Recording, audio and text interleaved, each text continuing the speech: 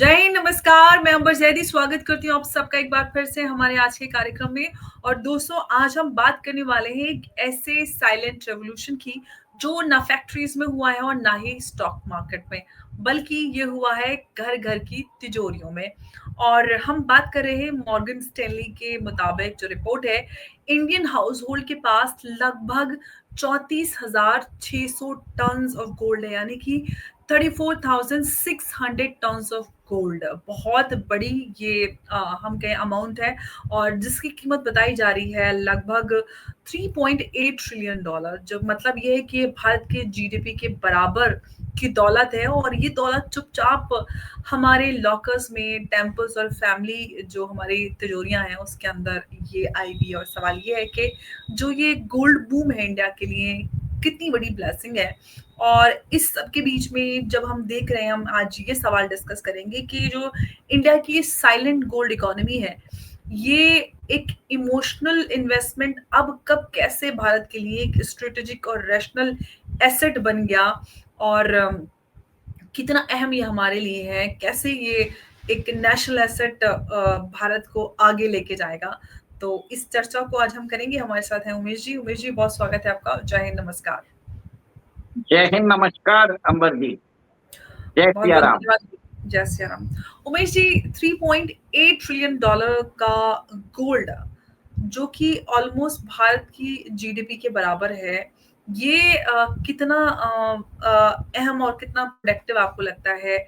जो हमारे तिजोरियों में पड़ा हुआ है, मंदिर हो, घर हो, ये तिजोरियों में पड़ा गोल्ड कितनी बड़ी ब्लेसिंग है? क्या हम इसको national asset, national strategic asset कह सकते हैं?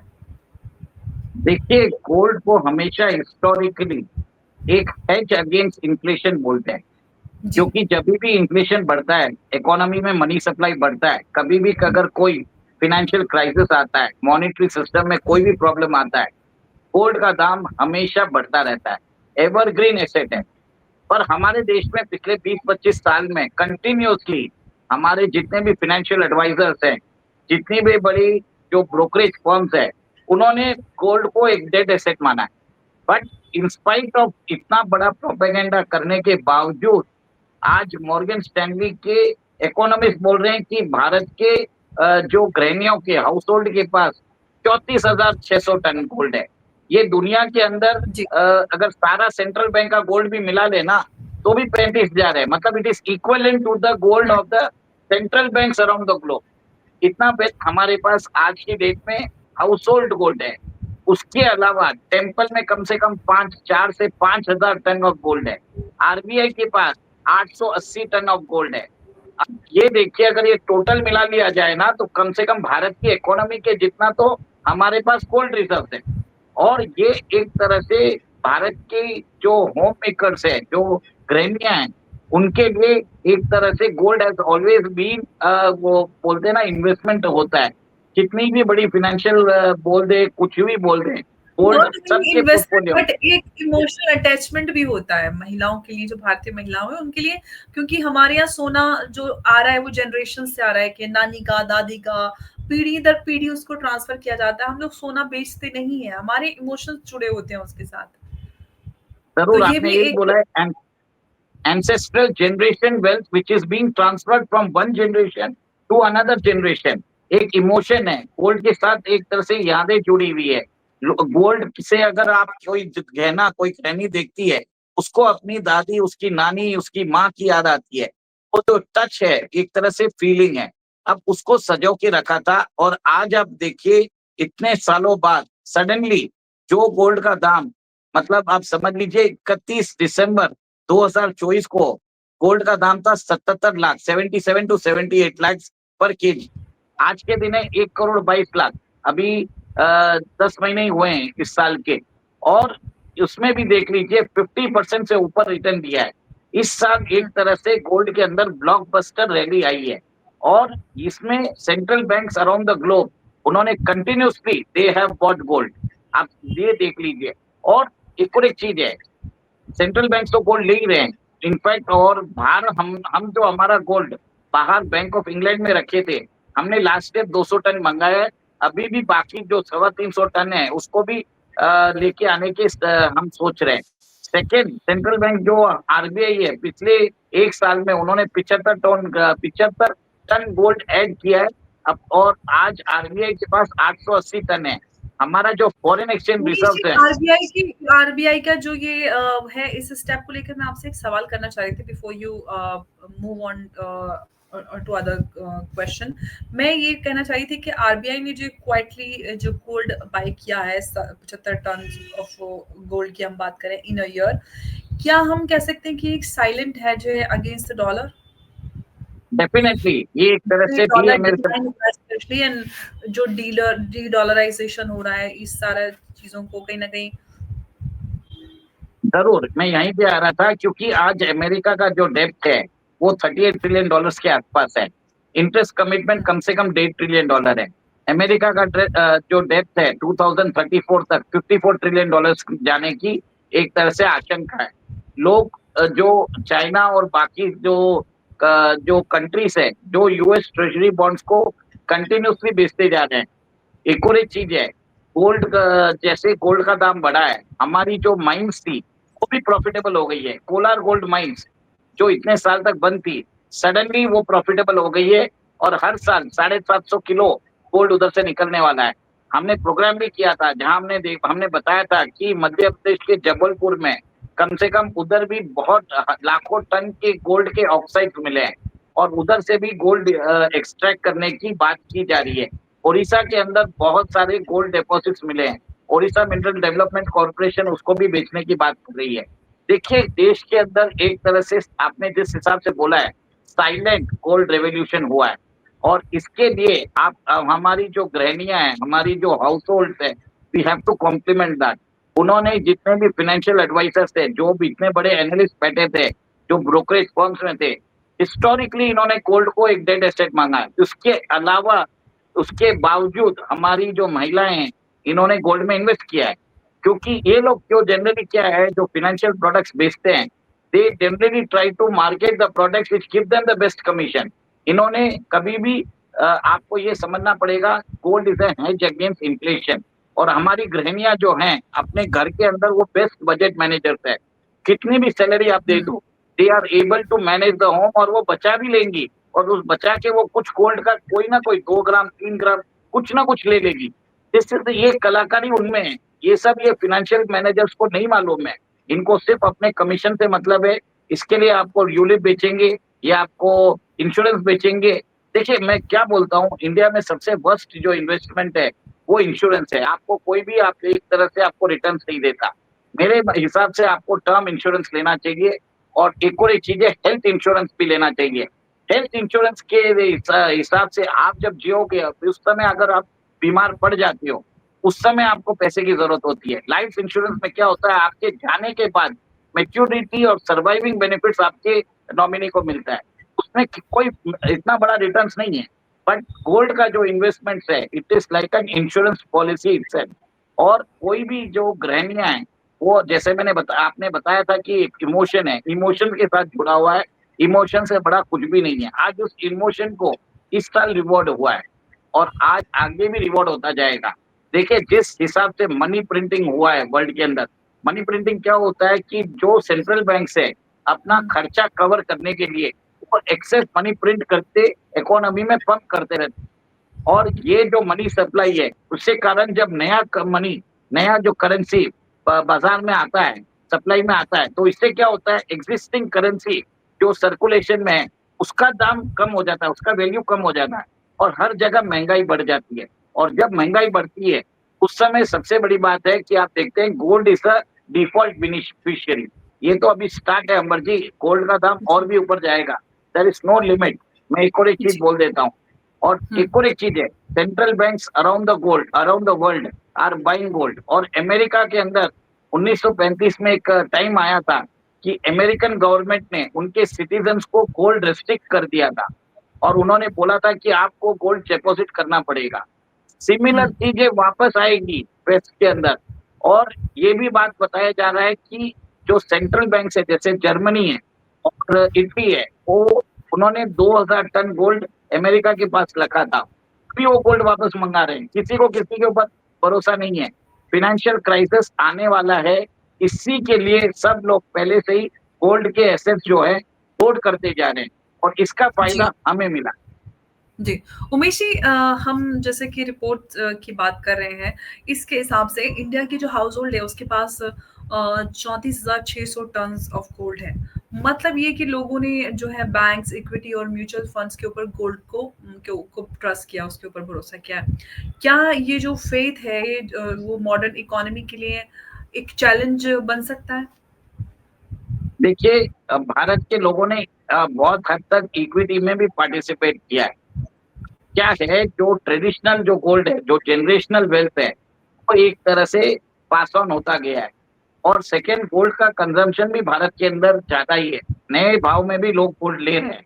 बहुत सारा गोल्ड क्या होता है, रिसाइकिल भी होता है। पुराना गोल्ड लाके नया गोल्ड करवा देते हैं, ज्वेलरी। आज जो ट्रेंड है भारत के अंदर, अब यहाँ पे ट्रेंड हो रहा है रिसाइक्लिंग। जो पुराना गोल्ड है उसको निकाल रहे हैं, वापस उस ज्वेलरी को निकाल के उसको पूरा बना रहे हैं। This is a new trend which is emerging. But एक चीज नोट करिए, गोल्ड जो है ये एस्टिमेटेड है, इससे ज्यादा भी हो सकता है। नोबडी नोस कि कितना गोल्ड है। ये सिर्फ एक ताजा एस्टिमेशन किया है बेस्ड ऑन सम पैरामीटर। एक और एक चीज है अंबर जी, भारत हमेशा सोने की चिड़िया रहा है और हमने हमेशा देखा है कि यहाँ पे विदेशी आक्रामकताओं ने भारत पे हमला भी किया है, हमारे सोमनाथ को लूटा है, हमारे बहुत सारे मंदिरों को लूटा है। ब्रिटिश ने भी 45 ट्रिलियन डॉलर्स की वेल्थ लूटी है। पर उसके जी। बावजूद भी आज ये देखिए भारत के अंदर जो गृहणियों के पास गोल्ड है वो बच गया है और इसके कारण आज हमारी जो वैल्यू है, हमारी जीडीपी में हमारी जो गोल्ड का कंट्रीब्यूशन है वेल्थ में, वो बढ़ता जा रहा है। This silent revolution. और इससे कारण क्या होता है, कभी कोई इमरजेंसी आ जाती है तो गोल्ड एक तरह से एक एसेट भी होता है। लोग क्या करते हैं, हमारे देश के अंदर पॉन ब्रोकर्स होते हैं, जो छोटे छोटे पॉन ब्रोकर्स होते हैं जो गली मोहल्ले में रहते हैं। ये लोग जो गृहणियां रहती है वो अपना गोल्ड उधर गिरवी रख के कुछ भी इमरजेंसी रहता है ना तो वो उस गोल्ड को यूज कर लेती है। और जब वो गोल्ड, जब उनके पैसे आ जाते हैं वापस जाके छुड़ा भी लेती है। ये एक हुँ। तरह से इनडायरेक्ट जो चल रहा है भारत के अंदर, ये बहुत ही मतलब कैश में होता है सारा काम। और मैक्सिमम जो चीज है, स्मॉल मनी लेंडर्स और पॉन ब्रोकर्स, इनके पास गोल्ड के रिजर्व रहते हैं। ऐसे बहुत सारे पॉन ब्रोकर्स हैं जिनके कारण देश के अंदर जो गृहणियां हैं वो बैंक्स और फाइनेंशियल एडवाइजर से ज्यादा इनको ट्रस्ट करती है। इसका मतलब ये देखिए कि 4 ट्रिलियन डॉलर्स के अगर रिजर्व्स हैं तो कोई 4 ट्रिलियन डॉलर्स के अगर वैल्यू के गोल्ड है तो ये कोई छोटी मोटी बात नहीं है। देश की इसी जीडीपी बात पे जितना। उमेश जी एक यही सवाल मैं आपसे पूछना चाह रही हूँ कि अगर ये पूरी जो वेल्थ है जिसकी हम बात करें ऑलमोस्ट 4 ट्रिलियन डॉलर, अगर ये पूरी वेल्थ डिजिटाइज हो जाए यानी कि सॉवरेन गोल्ड बॉन्ड्स और गोल्ड ईटीएफ्स और ये सारी चीजें, तो क्या हम वर्ल्ड की रिचेस्ट हाउस होल्ड बन सकते हैं in real terms, not just emotional value? देखिए मैं एक चीज बोलूंगा, कोई भी औरत, कोई भी गृहिणी अपनी माँ की निशानी वो सेंट्रल बैंक में नहीं देगी। तो मेरा एक चीज मानना है कि जो इमोशनल टच रहा है वो हमेशा रहेगा और रहना भी चाहिए। अपने पास कुछ ना कुछ रहना चाहिए। तो ये जो बात है, ठीक है, इकोनॉमिस्ट बोल सकते हैं, उनको जगलरी करने का उनको शौक होता है। बट अगर देखा जाए, गोल्ड जो होता है, जो हाउस होल्ड को, इंडियन इकोनॉमी को बचा के रखा है, जिसमें लोग अपनी वेल्थ पार्क करके रखते हैं और बिना कोई हैसल प्रूफ वो अपना काम चला रहे हैं। बहुत सारे जो लोग हैं वो फाइनेंशियल इंक्लूजन में नहीं है क्योंकि वो गोल्ड के अंदर ही इन्वेस्ट करते हैं। उनको किसी फाइनेंशियल एडवाइजर से कोई मतलब नहीं है। ठीक है, बात करते रहते हैं क्योंकि अगर आप म्यूचुअल फंड में भी जाइए, उधर टायर एक्सपेंस रेशियो रहता है, इंश्योरेंस एजेंट्स को भी कमीशन मिलता रहता है। सब लोग अपने कमीशन के ऊपर काम करते हैं। ठीक है। हुँ। और जिस हिसाब से अभी आप देखिए, अमेरिका के अंदर कल जिस हिसाब से क्रिप्टो के अंदर 1.6 million traders have lost their money. और भारत के अंदर भी देख लीजिए, एफएनओ में कितने लोग अपने 95% लोग नुकसान करते हैं। तो उस हिसाब से देखा जाए, कैपिटल प्रोटेक्शन के लिए, सेफ्टी के लिए, हेज अगेंस्ट इन्फ्लेशन के लिए और और अप्रिसिएशन के लिए gold is the best asset. तो ये मेरा मानना है कि gold is a saviour of the Indian economy. कोई भी इसको झुटला नहीं सकता। यहाँ पे बहुत सारे लोग रहेंगे, बहुत सारे फाइनेंशियल एनालिस्ट रहेंगे जो मेरी बात के से सहमत नहीं करेंगे, पर मुझे मालूम है, देखिए मैं बनिया हूँ, पैसा मैं जानता हूँ क्या होता है, मैं फॉर्मल इनफॉर्मल इकोनॉमी सब देखा है मैंने। कुछ जी, एसेट्स आपके ऐसे रहना चाहिए, गोल्ड आपके हाथ में भी रहना चाहिए। भारत के जी, अंदर आपके पास एक लॉ है, मैरिज वुमेन्स प्रॉपर्टी एक्ट, उसके अंदर आप कोई भी मतलब even income tax can not touch that gold, आपको उसको बोलते हैं स्त्री धन। इसको मतलब इसमें आपको बहुत सारे प्रोटेक्शन राइट्स है, मुझे पूरा एक नहीं मालूम है, पर मैरिज वुमेन्स प्रॉपर्टी एक्ट अगर कोई गूगल कर लेता है, उसमें आपको समझ में आ स्त्रीधन जो जाएगा। होता है, वो स्त्रीधन महिला का होता है, उस पे हाँ, किसी का और अधिकार नहीं ये होता।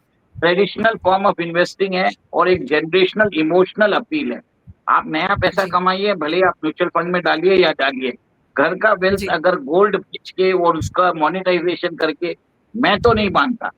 मैं तो सख्त खिलाफ हूँ, क्योंकि मुझे लगता है कि आपके पास हाथ में भी गोल्ड रहना चाहिए, और जी। आपको कहीं भी क्राइसिस होता है, आधी रात को आपको गोल्ड आपको काम आ जाता है।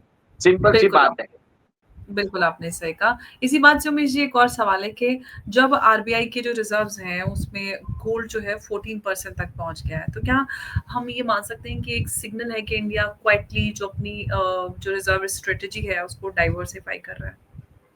डेफिनेटली डाइवर्सिफाई कर रहा है, गोल्ड परचेज कर रहे हैं हम, गोल्ड को और यूएस ट्रेजरी रिजर्व्स को भी बेच रहे हैं धीरे धीरे।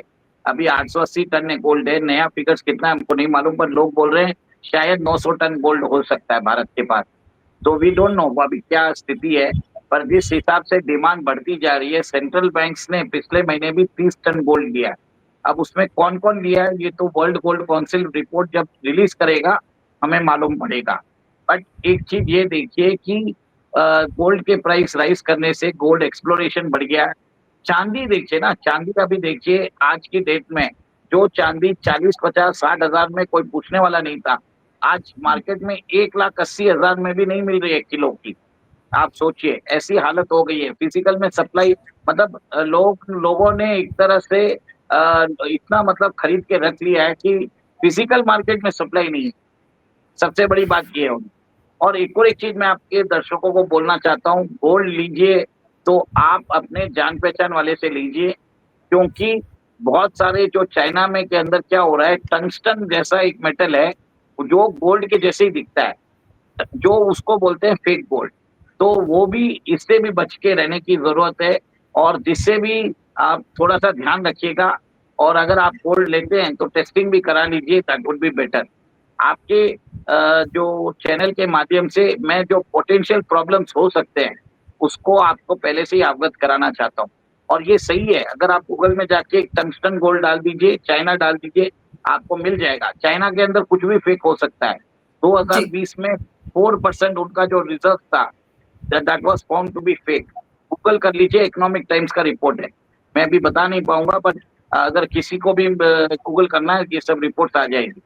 जी, तो ये चीज है कि आप फाइनेंशियलाइजेशन के लिए जाइए, नई जो कमाई करते हैं, भले ही आप थोड़ा थोड़ा सारे एसेट्स में डालिए। मैं तो ये बोलता हूँ गोल्ड में भी डालिए वापस, इस रेट में भी लेने में कोई नुकसान नहीं है।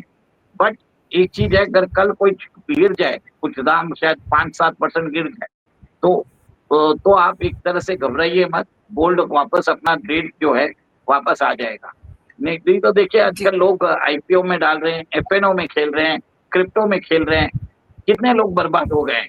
और अभी पिछले दिन एक बार रिपोर्ट भी आई थी कि यूक्रेन में एक आदमी जो क्रिप्टो के लिए ट्रेडिंग करता था, उसने सुसाइड कर लिया अपनी लंबोर्गिनी में। अब सोचिए, जी, ऐसे लोग हैं जो लेवरेज लेके काम करते हैं और जिनको सिस्टमैटिक इन्वेस्टिंग आता नहीं है। देखिए, सबसे बड़ी बात मैं आपको बताता हूँ, जो इंडियन गृहणियां होती है ना, वो सिस्टमैटिकली गोल्ड कुछ ना कुछ लेती है। आप घर में उनको जी, कितना भी पैसा दे दीजिए, वो बचा लेंगी, और बचाने के बाद आपके लोकल ज्वेलर्स में जाके छोटा छोटा चीजें कुछ ना कुछ लेती रहेगी। और ये जो गोल्ड होता है, वो ये जनरली वो अपनी बेटियों या बहुओं को देती है during the times of marriage. तो ये सब चीज जो प्लानिंग जो वो कर सकते हैं ना, मैं आपको सीरियसली बोलता हूँ, कोई फाइनेंशियल एडवाइजर नहीं कर सकता, कोई एआई बॉट्स नहीं कर सकता। जी। नहीं, आप बिल्कुल, वही सीरियसली जी, बोल मैं रहा हूँ। इसी से मैं एक सवाल पूछ रही थी, जो गोल्ड है वो हमारे कल्चर का हमेशा से हिस्सा रहा है, शादी, तीज, दिवाली और लेगेसी कहेंगे, मतलब पूरी तरह से जनरेशन टू जनरेशन इसको ट्रांसफर किया जाता है। ये ट्रेडिशन कहीं ना कहीं नेशनल जो इकोनॉमी है उसका एक बड़ा अहम फैक्टर बनता जा रहा है। क्या जो ये गोल्ड की भावना के पीछे जो हमारी इकोनॉमी की हम ये कह सकते हैं कि एक असलियत छुपी है कि हमारी जो इकोनॉमी है वो हमारी जो महिलाएं हैं जो गोल्ड में छोटे छोटे इन्वेस्ट करके आज इतनी बड़ी संख्या में गोल्ड हम जमा कर चुके हैं, अर्जित कर चुके हैं। ये मिडिल क्लास की जो फिलॉसफी है वो दिखाती है कि हम आज भी जो ट्रेडिशनल वैल्यूज हैं और जो ट्रेडिशनल जो हमारा इन्वेस्टमेंट है उसमें ही आज भी बिलीव करते करते हैं। तो ये सारी चीजें जिस तरह से दर्शाती हैं, क्या हम इसको ये कह सकते हैं कि जो ये प्रॉस्पेरिटी का साइन है, या हम आज भी जो हमारा जो फाइनेंशियल सिस्टम है उसमें बिलीव नहीं करते? देखिए, मैं जब मैं 1998 2000 के अंदर जो गोल्ड आज 4000 आउंस है, उस समय 300-350 तक आ गया था। जब मैं बड़ा होता था तब मुझे बोलते थे gold is a dead investment, आप पैसा मत डालिए। उस समय क्या था, फाइनेंशियल स्टेबिलिटी थी। उस समय लिबरलाइजेशन, प्राइवेटाइजेशन, ग्लोबलाइजेशन चल रहा था। लोग आराम से अपनी जो कैपिटल है कहीं ना कहीं डाल लेके जा सकते थे, और उस समय सब चीज बरोबर चल रही थी। वर्ल्ड के अंदर कोई वॉर्स नहीं थे। आज यूक्रेन रशिया वॉर चल रहा है, पैलेस्टीन और इसराइल के बीच में, पहले ईरान और इसराइल के बीच में, इंडिया और पाकिस्तान के बीच में बहुत सारे रीजनल ग्लोबल कॉन्फ्लिक्ट चल रहे हैं। और एक और एक चीज है कि अगर कोई ट्रेड रूट बंद हो जाता है, इमीडिएटली टेंशन फ्लेयर हो जाते हैं। आज आप एक तरह से रशिया के ऊपर सैंक्शन लगा दिया है, कोई आप एक करेंसी से दूसरी करेंसी में ट्रांजैक्ट करना वो मुश्किल हो गया है। अमेरिका से भी अगर आप पैसा भेजते हो यहाँ पे तो रेमिटेंसेस टैक्स हो गया है। ये जो रिस्ट्रिक्शंस आते हैं ना, इसको बोलते हैं कैपिटल कंट्रोल्स, और कैपिटल कंट्रोल्स धीरे धीरे और ज्यादा बढ़ते जाएंगे। तो लोग क्या करेंगे, आप ये देखेंगे कि कोई भी आदमी अपना पैसा बैंक में नहीं रखना चाहता। बैंक में आपको इंटरेस्ट भी नहीं मिलता आजकल वेस्ट में तो। और वहां पे जो मैं बताता हूँ Amber ji, everybody wants to buy gold because it is a very good safe investment against inflation. Inflation भी बढ़ता जा रहा है, जी। सब जगह दाम बढ़ रहे हैं। The only thing which will match the inflation, which will beat the inflation during the time of crisis is gold. और गोल्ड एक तरह से बहुत ही अच्छा इन्वेस्टमेंट है। और मैं आपको ये बोल रहा हूँ कि जितने भी फाइनेंशियल एडवाइजर्स हैं जो आपके आप देखेंगे, मुझे उनको मेरी बात समझ में नहीं आएगी, वो मुझे एक तरह से मेरी बात से सहमत नहीं होंगे। But definitely I am telling you, trust the instincts of the home maker of India. Nobody is greater financially और बजटिंगली। बजट में जो घर चला सकती है तो हमारी होम मेकर चला सकती है। Nobody can beat them. Even the best fund manager उनके सामने कुछ नहीं है। सीधी बात बताता हूँ। ये बिल्कुल आपने एकदम सही बोला है कि हमारे देश की महिलाएं, चाहे वो किसी भी फाइनेंशियल बैकग्राउंड से आती हों, उनको आप कितना भी पैसा दें, वो मतलब कम से कम पैसा दें, वो किसी ना किसी हाल में बचत करके छोटा छोटा सोने का कुछ ना कुछ गहना वो खरीद ही लेती हैं। और कहीं ना कहीं उस बूंद बूंद से आज हम इस सागर जो हमारे नजर आ रहा है उसी पे हम आज चर्चा कर रहे हैं। और ये बहुत बड़ा हमारे लिए ये एक एसेट है जो हमें बहुत बड़ी एक इकोनॉमी जो बना रहा है मजबूत। और सबसे बड़ी बात ये है कि हम कहीं ना कहीं रिसेशन प्रूफ बन जाते हैं कि हमारी अगर किसी भी तरह के हालात हों तो हमारे पास एक वेल्थ है जो हमें सिक्योर करके मजबूत करके रखती है। और उसके पीछे जो पूरा श्रेय है वो हमारे देश की महिलाओं को जाता है। कहीं ना कहीं जो और हमारी मैं इमोशनल और ट्रेडिशनल वैल्यूज हैं जी। मैं इसमें करेक्ट करना चाहता हूँ, हमारे देश की महिलाएं हैं जो हमारे से एक जनरेशन या जनरेशन पीछे हैं, उनके कारण हुआ है। आज के अंदर एक तरह से देश के अंदर टॉक्सिक फेमिनिज्म आ चुका है। लोग इसके बारे में विश्वास नहीं करते हैं। वो बोलते हैं there is only one life, और वो फैमिली सिस्टम में भरोसा नहीं करते हैं। वो एक तरह से आज देख रहे हैं वो सिटीज के मुझे अंदर। मैं आपसे यहाँ पे बोलना चाहूंगी कि बहुत सारे जो बॉलीवुडिये हैं वो शामिल हैं कहीं ना कहीं हमारे जो ट्रेडिशन है, कल्चर है, को टारगेट करने के लिए। और सोनम कपूर का मुझे याद है कि उन्होंने अपनी शादी पे कलाई में एक मंगलसूत्र पहन लिया था। उसके बाद से पूरे देश की लड़कियां जिनकी शादी हो रही थी, सब कलाई में मंगलसूत्र पहन रहे थे। तो कहीं ना कहीं ये जिस तरह से हमारे कल्चर को, हमारी चीजों को इस तरह से नीचा दिखाने की कोशिश करते हैं कि अरे लोग बोलेंगे अरे वो आप गोल्ड पहन रहे हैं तो आप बहुत गंवारू हैं, आप कोई आर्टिफिशियल महंगी ज्वेलरी खरीदिए जिसकी कोई वैल्यू नहीं है। इतनी महंगी महंगी ज्वेलरीज होती हैं आर्टिफिशियल, जिनकी कोई कीमत नहीं है। आप अगर हजारों की होती है वो, मतलब हजारों की, लिटरली मतलब कि जितने में सोना मिल जाए उतनी महंगी ज्वेलरीज होती है। तो कहीं ना कहीं ये नकली चीजों में उस तरफ ध्यान भटका के महिलाओं का कहीं ना कहीं हमारी इकोनॉमी को वो करने की, कमजोर करने की ये पूरी साजिशें हैं। और मुझे लगता है कि कहीं ना कहीं उस चीज को आपने जो ये पॉइंट रखा है बहुत अहम है, और हम सबको उसको वापस से बनाए रखने की जरूरत है। क्योंकि जो मुझे अपनी माँ में गोल्ड के लिए चीजें दिखती हैं वो शायद मुझ में नहीं है, क्योंकि मैंने आज तक एक भी चीज अंगूठी तक गोल्ड की नहीं खरीदी है। क्योंकि मुझे अपने काम से और उन सारी चीजों से फुर्सत नहीं मिलती। और मुझे याद है बचपन में मेरी मम्मी हमेशा जब भी थोड़ा बहुत कुछ ना कुछ सेविंग्स या कुछ ना कुछ करती थी तो कुछ ना कुछ गोल्ड का लेके आया करती थी। और मम्मी मुझे मार्केट जैसे जाती थी साथ लेके जाती थी, तो आई रिमेम्बर। तो ये सारी चीजें हमारे देश की हर महिला करती है कि थोड़ा थोड़ा सेविंग हुई, थोड़े दिन पे फिर कुछ खरीद लिया, फिर कुछ खरीद लिया। तो ये जो कला है वो हमारे देश की, जो हमसे पहले की महिलाएं हैं, बिल्कुल आपने वो देखिए सही बात की है कि उनमें है कि वो कम से कम में भी इस तरह के इन्वेस्टमेंट करके आज देश को यहाँ तक पहुंचा पाई हैं। मैं हम लोग तो लगे ही हुए हैं मैं दिन रात मैं इसका बाजी रीजन करने। बोलूं क्या? मैं इसका रीजन बोलूं क्या, वो क्यों लेते थे? वो लोग अखबार अखबार नहीं पढ़ते थे, वो फिनेंशियल एडवाइजर की बातें नहीं सुनते थे। मैंने आपको एक अभी क्लिपिंग भेजी है, आप वो दिखा दीजिए अपने दर्शकों को, जिसमें जी मैं दिख इकोनॉमिक टाइम्स का आर्टिकल है। वो बोलता है कि why gold is a dead investment, ऐसे आर्टिकल्स आते थे।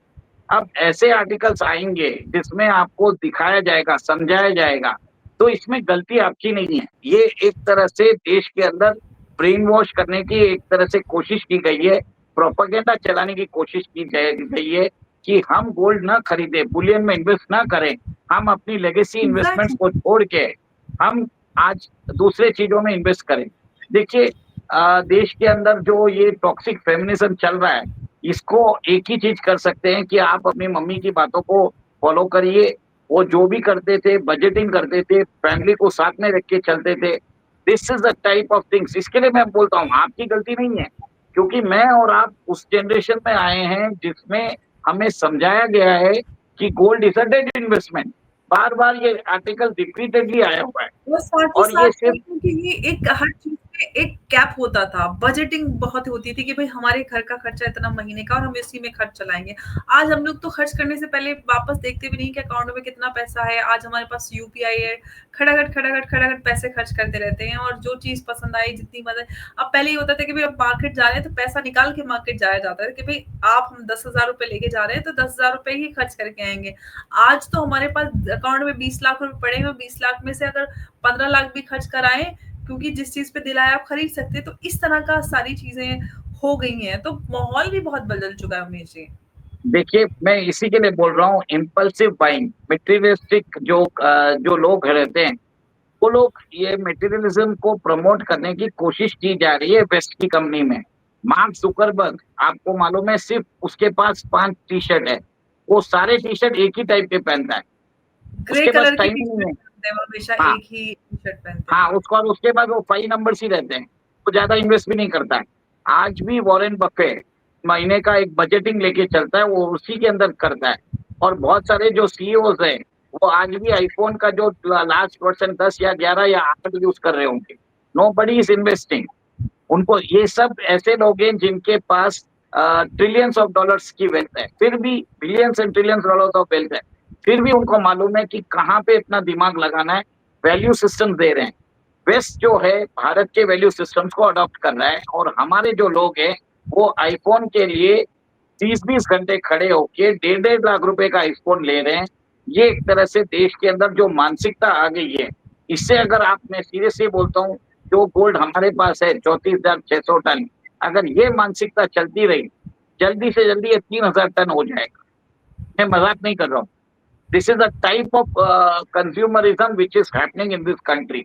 और इसके लिए हमारी जो टॉक्सिक फेमिनिज्म है और हमारे जो मेल्स हैं उनको भी नहीं आता है। सब लोग आजकल जो बोलते हैं क्रेडिट कार्ड में स्वाइप करके करते रहते हैं। मेरा तो एक ही चीज है, और सेफ ऑल्सो एंड पहले पहले उमेश जी, जो हमारे यहाँ जैसे हस्बैंड अपने वाइफ को तोहफा भी देते थे तो ज्यादातर गोल्ड की चीजें दिया करते थे कि चलो छोटा सा कुछ गोल्ड का ले आए, गोल्ड का ले आए। तो महिलाएं भी और पुरुष भी गोल्ड की खरीदारी ज्यादा करते थे, तोहफे के तौर पर गोल्ड का ही ज्यादा चलन था। लेकिन आज तो महंगी महंगी वो चीजें, आईफोन दे दो, फलानी ब्रांड की फलानी चीज दे दो, बैग दे दो, लाखों लाखों के बैग दिए जा रहे हैं। तो कहीं ना कहीं वो तोहफे दिए जा रहे हैं जिनकी कोई मार्केट में रीसेल वैल्यू तो है ही नहीं। रीसेल वैल्यू उन चीजों पे देखिए, सारी चीजें बदली गई हैं, सारे मानसिकता को सिस्टमैटिकली डैमेज किया गया है। नॉर्थ में ये होता होगा, आज भी मैं चेन्नई में रहता हूँ, साउथ में यहाँ पे लोग अल्ट्रा कंजर्वेटिव है। यहाँ पे आज भी गोल्ड लेते हैं लोग। नहीं, जो साउथ साउथ का तो हमको पता है कि वहां पे तो में, गोल्ड का चलन बहुत ज्यादा, हाँ, शादियों में बहुत ज्यादा और गोल्ड होता है। एक चीज बोलता हूँ, यहाँ पे लोग डायमंड नहीं लेते हैं, यहाँ पे सिर्फ गोल्ड लेते हैं और of gold course, based jewellery लेते हैं। डायमंड को भी मैं भी यहाँ अपने आसपास बहुत सारी जो हमारे हमसे पहले की महिलाएं वो कहती कि नहीं, डायमंड की वैल्यू वो नहीं होती है, सोना सोना ही होता है। तो कहीं ना कहीं आज जो एकदम नहीं, ट्रेडिशन ये हो देख, गया है। ये जो डायमंड का प्रचलन है वो डीबीएस ने चालू करवाया, ठीक है, एक मार्केटिंग गिमिक है। पर हमारे जो, मैं यही बोलता ना, आपकी मम्मी जो है वो पेपर नहीं पढ़ती थी, वो फाइनेंशियल एडवाइजर की बातें नहीं सुनती थी, इसके लिए वो गोल्ड खरीद लिया उन्होंने। आप बात समझ लीजिए। और उसके बाद वो जनरेशनल वेल्थ लेगेसी बना पाई और वो आपको पास ऑन करती जा रही है। मैं यही बोलना चाहता हूँ कि आपके चैनल के माध्यम से, keep your emotions with you, gold is an emotion for you, it reminds you of your ancestors. आपको उनकी याद आएगी, अगर वो नहीं भी रहे तो वो जब आप कभी भी उसको देखोगे, you will feel them with you. ये फीलिंग जो है, इट इज और उमेश, इमेशरेबल। सबसे बड़ी बात पता है इसमें सबसे अहम बात क्या है कि जब इमोशनल उसके साथ एक टच, एक बॉन्ड होता है कि भाई ये दादी का था या हमारी नानी पर नानी का ये हार था या ये चूड़ी बैंगल था, तो आप कैसी भी सिचुएशन हो, आप उसको बेचते नहीं हो। तो ये भी आपको ना उस चीज को तोड़ने नहीं देता। आप वो चीज नहीं, उसको उसको बेच के खत्म नहीं करते, वो हमेशा आपके पास रहता है कि नहीं, मैं कोई और ऑप्शन तलाश कर लूंगी, मैं कोई और काम ले लूंगी, मैं उधार ले लूंगी या कुछ और काम कर लेंगे, लेकिन हमें ये नहीं बेचना। तो कहीं ना कहीं वो इमोशनल जो बॉन्ड है वो इन चीजों को हमेशा बनाए रखता है, क्योंकि हम बेचने के देखिए बारे में नहीं, जो एंसेस्ट्रल चीजें होती हैं उनको। देखिए साउथ में तो ऐसा होता है, यहाँ पे जो गृहणियां होती है वो गोल्ड में इन्वेस्ट करती है। अगर उनको कुछ अगर प्रॉब्लम होता है तो मनी लेंडर के पास उतनी ज्वेलरी दे के पैसा नहीं, वो लेके तो आ भारत जाती में है। सभी महिलाएं करती हैं ज्यादातर, लेकिन हाँ, साउथ में गोल्ड का बहुत ज्यादा वहां पे हाँ, चलन है, बहुत ज्यादा वहां पे गोल्ड होता है। हालांकि पूरे भारत में ही गोल्ड में महिलाएं इन्वेस्ट करती हैं, और ऐसे समय में अगर उन्हें पैसे की जरूरत है तो उसको गिरवी रख के वो पैसा ले आती हैं, और जब उनके पास पैसा आता है तो वापस उसका इंटरेस्ट और वो देके पैसा वापस ले लेती हैं। तो ये सारी चीजें हैं जो भारत को आज इस मकाम पर पहुंचाती हैं। 34,600 टन गोल्ड भारत के पास है, और ये सिर्फ और सिर्फ भारत की महिलाओं की वजह से है, जिन्होंने इस पूरी वेल्थ को जनरेशन टू जनरेशन इकट्ठा करके, पास ऑन करके इस देश को मजबूत बना रही है। मतलब सलाम है और हमारे देश की महिलाओं को, और जिस तरह से हम मजबूती से बूंद बूंद में जोड़कर इस सागर को बनाया है, अपने देश को मजबूत बनाया है।